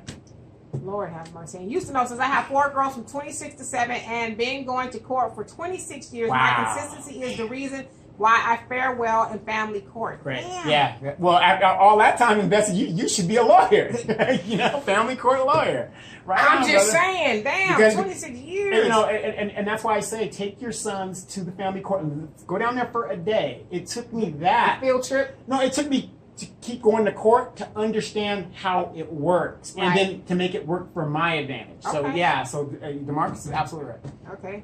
And that was used to know. Oh, used to know. I'm sorry. Cindy says, I learned from watching my best friend. He was 21, paying $1,500 a month. Judge told him to drop out of school if he could not afford it. Woo! Man. Damn. Sad. And why are y'all doing these things? Why are you dipping off in women raw? I don't understand. Especially women you ain't trying to be with. Well, sometimes it isn't raw, but you know, here's an example. Matt Barnes, he was on YouTube the other day, and him and his, you guys know, he was married to Gloria, whatever, from Basketball Wives or whatever. Her and her sister are gold diggers, and I guess the outcome came out pretty good. And he was out there singing like "You ain't gonna get me today" or whatever the deal is. But there are women out there that they won't work. They figure I'm gonna invest in themselves and get a baller, and it's just sad. We got to stop falling prey to that. I mean, I'm with you, brother. Yeah, I'm with you. If you love your money, then you should, you know. Because I remember when protect him and her were dating, people were telling him, "Stay, you know, no, that girl's a gold digger." You know, everybody's had that. Well, he wanted to live in the moment, didn't he? And had 2 kids with her. Robert says, my uncle lives in LA. Said the cost is approaching $500,000. To live in LA, you got to have a 6-figure salary. Yeah, I mean San Francisco is $250, and that's just to live okay. Right.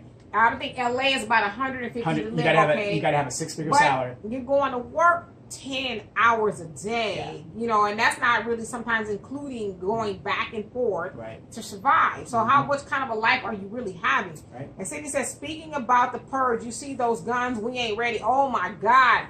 Their arsenal, we ain't ready, y'all. We are not ready. I will just keep impressing upon you guys to go see this movie. Okay. Al says, ask D&D, the black woman at Walmart getting her eyes done. Okay. And he says that there was a woman in Walmart, I guess they have an eyebrow placement, getting her eyebrows done, and the lady kept asking her, the black woman was getting her eyebrows done, she was on her phone. And so the technician kept asking her, can you put your phone down so I can, you know, do your stuff? So she kept having to do it, and she says, I asked you, can you put your phone down repeatedly? And I guess the lady got an attitude with her. And so, you know, Al was asking me about it. I was like, well, I mean, to me it seems like the lady should have just told her, get up. I don't need your money. Right. But then he said he overheard the lady telling, I guess, one of her homegirls that worked there, I guess the lady didn't tip. I knew she wasn't going to tip. And so, I mean, I told him he probably should have said to her, well, that's not all black people. Right. You know, so I don't know. Well, let me ask you this, Ask D&D segment.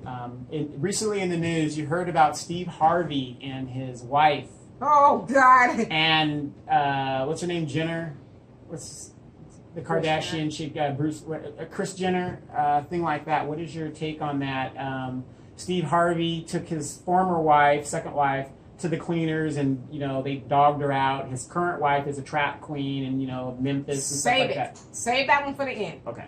Okay, and in Houston, it says $43 trillion a year in black wealth, and yet we are a minority. In our greed is our destruction. Yes, $1.3 trillion is what it is, and we give 97% of that away to everybody else. It is rumored that the black dollar circulates in our community 6 hours, give or take. So that's like Donovan Cashier's paycheck, and then I'm a Korean woman, and he gives me the money 6 hours or less after he gets it, and he keeps 3% to himself. to live off of, struggle, and do all the things he needs. And so that is us collectively. We keep 3% of our money. Now, again, I'm not like women, but I'm just saying, when you see all this weave craziness, think about how much money there is. That is now a $12 billion industry. It keeps going up. Well, why don't we just need to get in the hair market. Listen, one thing I'm going to tell y'all brothers this, okay? Since I just see brothers on here, I know a lot of y'all don't like the weave thing. Weave is not going away. You're not going to convince a woman who wants to wear weave. Now, some women are getting rid of weave.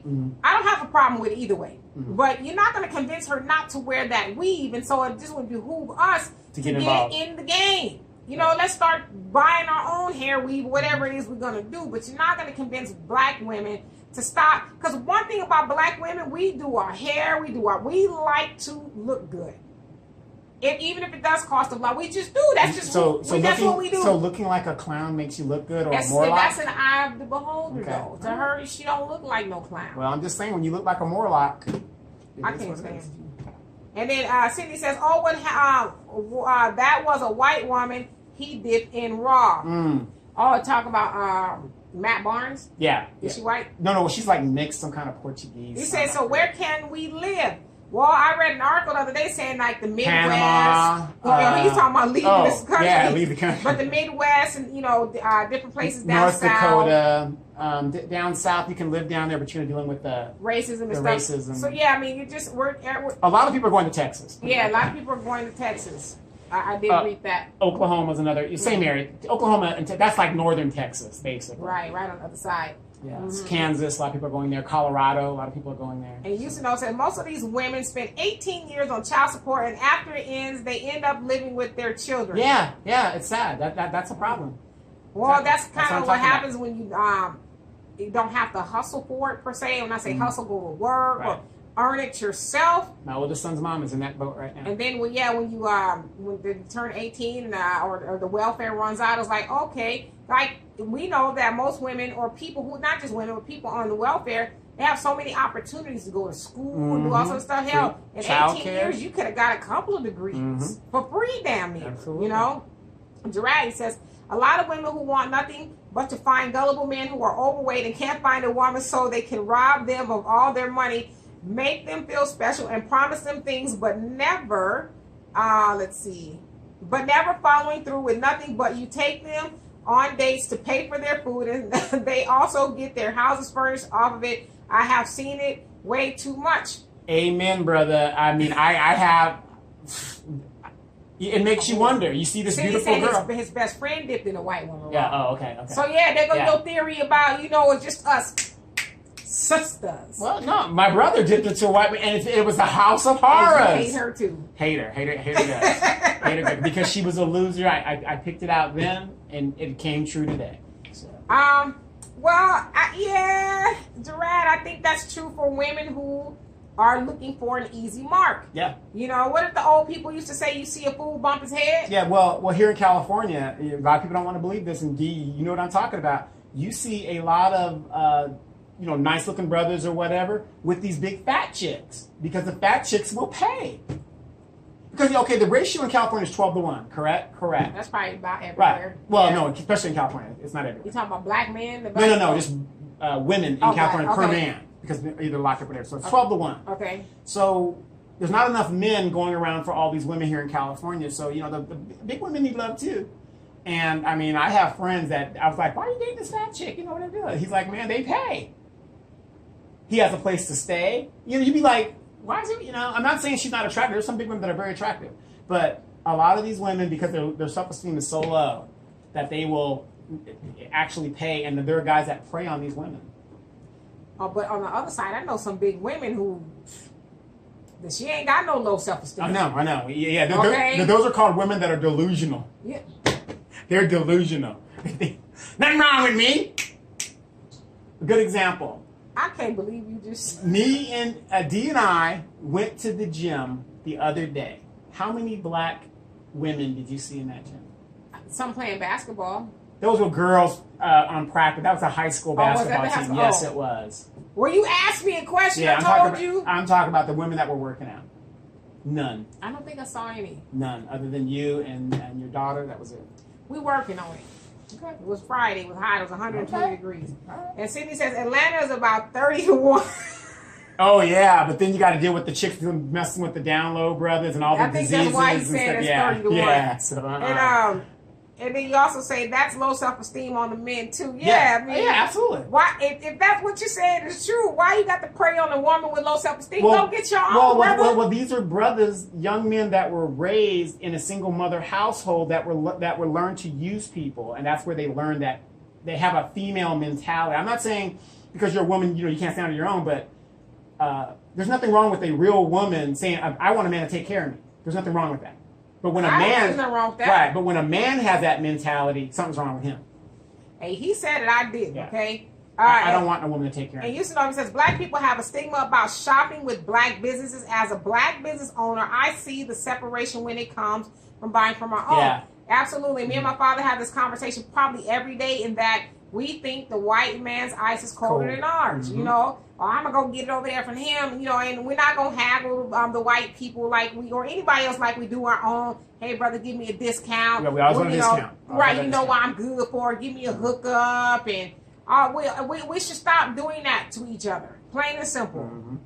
Because I got to pay my bills too. Like, who hooking me up? You ain't going to go like my father's a mechanic. I always say, tell those people to go to Pep Boys and talk about give a brother a hookup. Yeah, right. And they don't do that. When a white guy, they give them their money straight out, no argument. Yeah, are you sure that's enough? Yeah, no argument. Did I give you? I didn't want to shortchange you now. No argument. Right. So we do. We need to stop doing that with each other. And as we always talk about here, something minute can be, can go wrong in the transaction between black people, and we blow it up.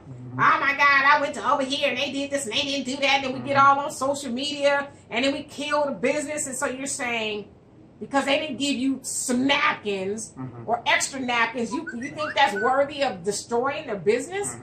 And like one of my favorite memes that I put up from time to time says, I did business with a black business and they didn't get my order right or whatever, and I'm going to keep going back until they get it right. And it shouldn't be they, it should be till we get it right. Till we get this transaction right. I need you as a black business and you need me. Well, I'm glad you brought that up because there's a business that, we've gone to, and their food was all right, but it was kind of pricey. And they used to have a little part at the base over there. And I asked people, why didn't you stay over there, what was going on. They go, the food was all right, but it was just too pricey. Because people want to support our businesses, but it was unrealistic. Some of the pricings. And stuff well, there's two parts to that. It's some of it may be over. It is overpriced, but we got to ask ourselves, why are the items of the food overpriced? Is because it's not enough of us going in there to sustain them. Like, you go to a Mexican market, they got traffic going in and out, and it's mostly their people, some of us, and other people. You rarely see white people in there, but you see everybody else. But they listen, if not a black person went into a Hispanic business, an Asian business, or whatever, well, maybe the Asian business, but the Hispanic businesses, they're not going to be hurting because we don't shop with them. Because they have their own thing going. They don't kill each other in public, not physically, but tear each other down in public. Yeah. They do business with it just it's second nature to them. I'm gonna go to the store. I'm going to my, to Mexican market or whatever off the street. Yeah, it's just what they do. So we need to start doing that and stop making excuses. And Al says, Al's Jack joke of the day. Winco has Doritos for black women. The chips are less crunchy but easier to lick. My mom says she had the ravioli with my stepdad. I don't get that one, but it sounded disgusting. But anyway, in regards to the black business, we got to stop doing that to each other. But isn't that part of the purge? It is part of the purge. We just honestly, we're purging ourselves. Just even with that example alone, we find this like I'm not into designer clothes, and for a few reasons. One of them is that most designer clothes are not made by us. And so I'm not going to be free advertisement for those people. You will not ever see me wearing no Gucci, none of that stuff, because Gucci ain't giving no money back to the black community. And first of all, I ain't giving no Gucci whoever. I don't even know who makes Gucci. Right. Now, I ain't giving none of them fools $500, $600, $700, $800. Hell, I ain't giving you $50 for no purse. But it's the same thing as we think, I got to get Jordans. Why? None of that. those people are not helping the black community, but we are like walking billboards for those people. Why? Just so we can validate ourselves, saying, "Oh, I got some Versace. I got the new Air Jordan 26s. I got all that." So, and what? But how much money do you have in that purse, sister? That purse costs you $1,200. Do you got $1,200 in that purse or in your bank account? Did you, at some point in time, by the time you got that $1,200 purse from whoever, did you do at least $1,200 in business with your black people? So when I see people walking around with high-end stuff, that don't do nothing for me. I feel sorry for people like that because in some respects, you are dead. Mentally dead, yeah. You are dead to where you would go and give that kind of money to another person who would even spit on you to put you out if you was on fire. But you giving all that money to a person so you can show other people, usually it's our people and other people. And you live in the ghetto. I got it too. Yeah, and you live in the ghetto. Right. But, here's the funny thing. I went to the gym, and, of course, my retiree buddies are there. And the guy kept saying, he goes, "Man, I've been looking at your shoes. I've been looking at your shoes." He goes, "Where did you get those?" He goes, I was in Foot Locker the other day. And what brand are those? I said, I couldn't even tell. I think they're Athletics. He goes, "Athletics?" Athletics? And he was like, "What's that?" And I said, "That's what they're called, Athletics." He goes, "Where'd you get it?" I said, "Walmart." He goes, "Walmart?" I said, "Yeah." I said, he goes, "How much were they?" I said, $9. He goes, "Those are some nice, good-looking shoes." He didn't laugh and roll on the No, ground. I mean, because what it is, I don't know if because I mashed everything together, but, he said the way they looked. He said he liked the way they looked. He goes, $9? He goes, "You're serious?" And I said, "Yeah." And he was just shocked.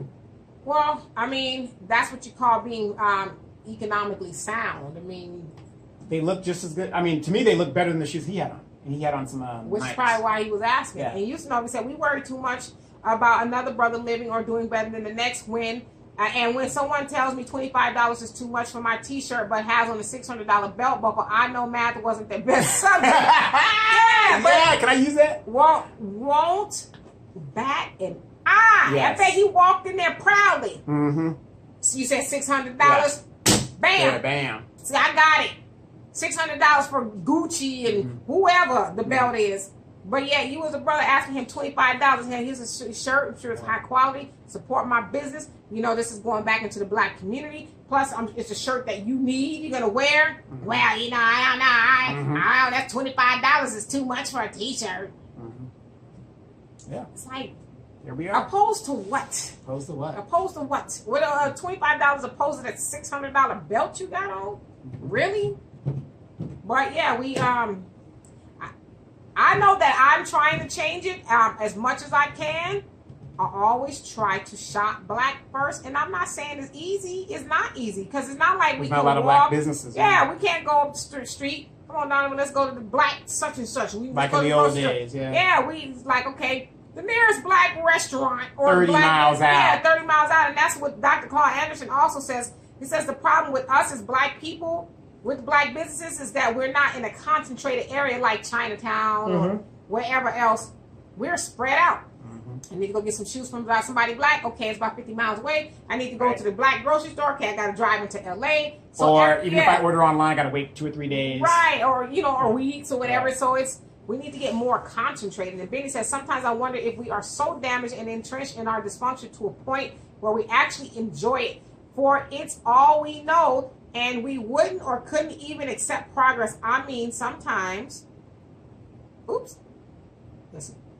He says, sometimes, where'd I go? Oh, sometimes it seems like we don't even want it. We just enjoy the idea of it, but it's so much of an unknown that we really fear it because the idea of real change and progress and the obvious path to achieve it is so scary to us. And actually, we are comfortable and just fine with the status quo. We are so in love with our struggle. Yes. You ever hear the old people say, the money just burning a hole in your pocket, or you're not gonna be satisfied until you're broke again because that's how a lot of people know how to survive. I know how to survive when I got $5. Shoot, I'm gonna go to the store, I'm gonna get some beans, I'm gonna get some rice, I'm gonna get a packet of Kool-Aid and some sugar, and that's gonna last me all week. But if we got $500, it's like, okay, I'm going to the best restaurant I could afford. I don't know how to function with that money, so it's like, and I'm used to the struggle, like he said. That's the only way I know how to survive. Yeah. And Al says, okay, here's here is what you will get. My stepfather was arrested for theft and had the flu. In prison, he immediately got his throat examined and his prostate examined. When the inmate Go ahead. When the inmates were done, he actually got a chance to see the doctor. I knew that's where it was going. I let you out of probation. No, but and you know, this is what you do. But then again, I'm gonna use a good example. And like I said, you have a very high IQ audience, and I'm gonna use this as an example. As you see, I recently went and finally bought my windows. Your windows. And the windows altogether, I had 10 windows and a sliding glass door. They cost me about $2,200, and these are that high efficiency. My house made in 1980, so I have glass windows. You know, that's when they didn't believe in all that stuff. So. Got my neighbor to help me. We're doing it together, saving money. And this is how you save things. To put those windows in, I was quoted at almost $13,000.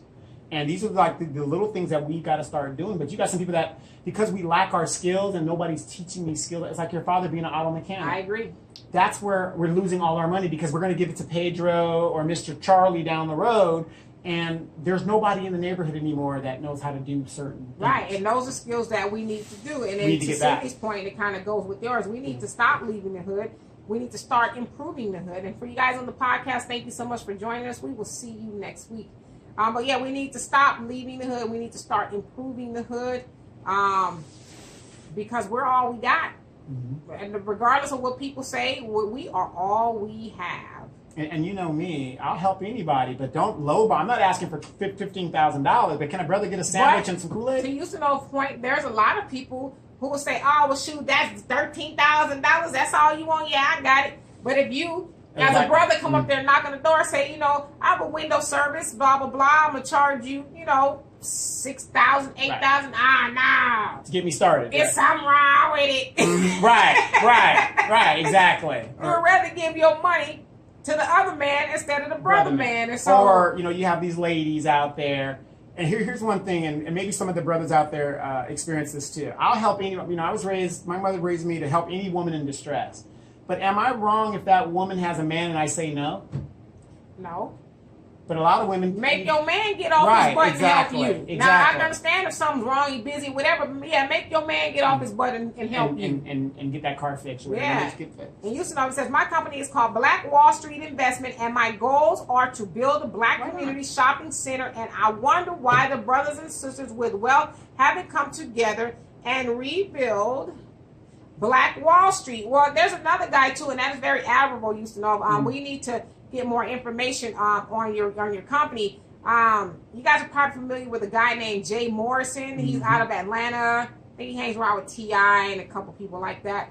But he's got an initiative to where they're trying, I think they call it Black Wall Street something. Yeah. The Tulsa Project or something, where they're trying to invest in real estate and those things. They're asking people to collectively donate to buy real estate to do exactly what you have described. But that is what we need to start doing.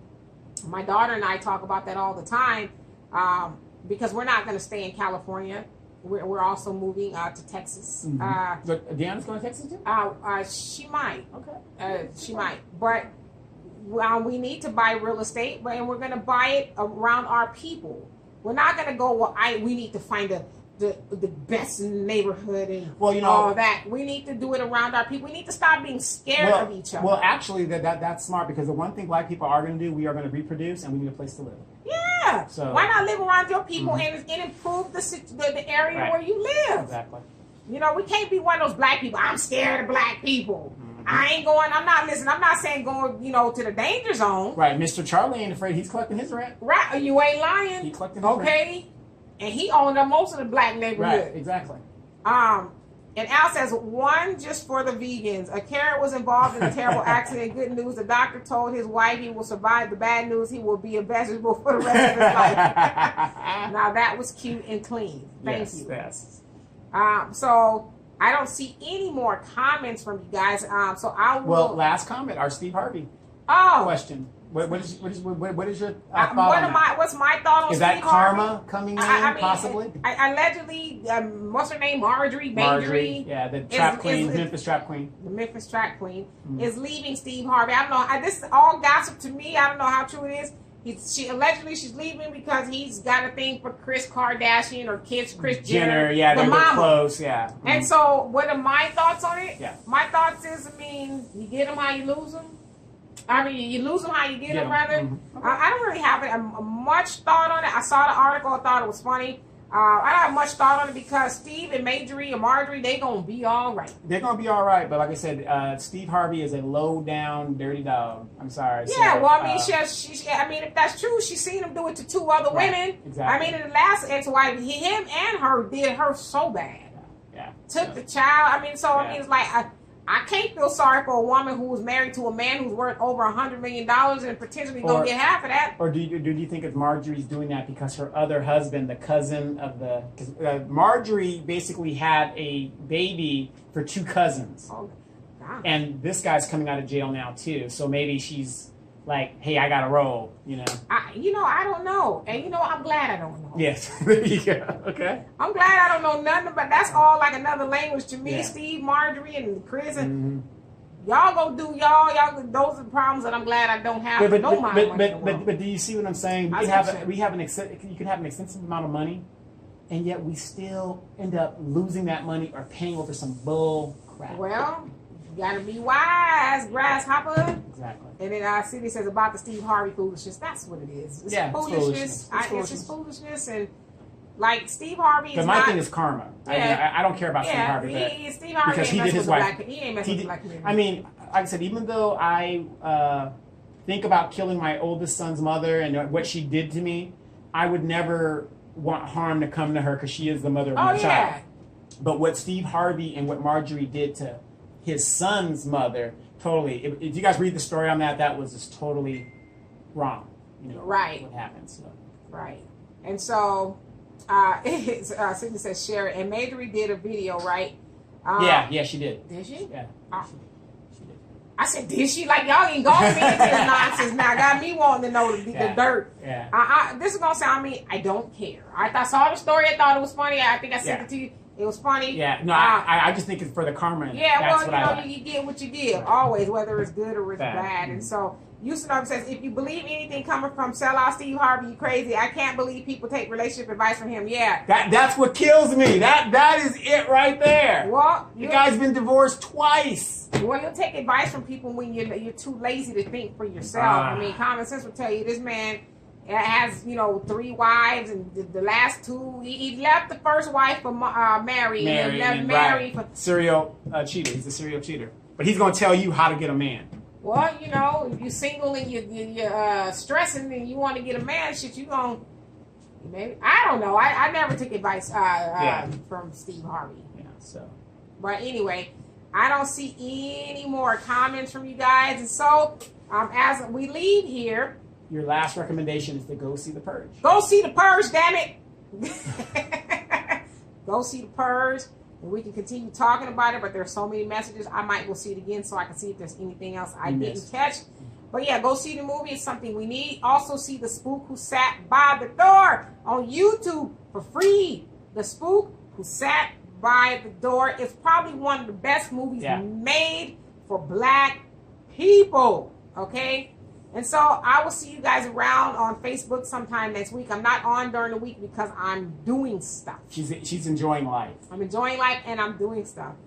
And then Cindy says, and now, Chris, I'm going to leave them alone. Right. Away from the train wreck. Yes. And so, and then Al says, July 27th is the day of the merge. I can't stand Okay, there it is. The merge. But is that when he comes That's in? when he's coming down. Uh-oh, we know what the merge means. Get it ready. Get it ready. Bye, y'all. Bye. I will see you guys next week. If y'all have any comments, questions, or concerns, please inbox me and I will address them. Oh, you know what? I forgot to address something. What's that? Holland actually sent it to me. Holland, if you are still on here, I promise you I am going to address that next week. I'm going to research and study and give it my best effort. I did not forget you up until this moment. I did.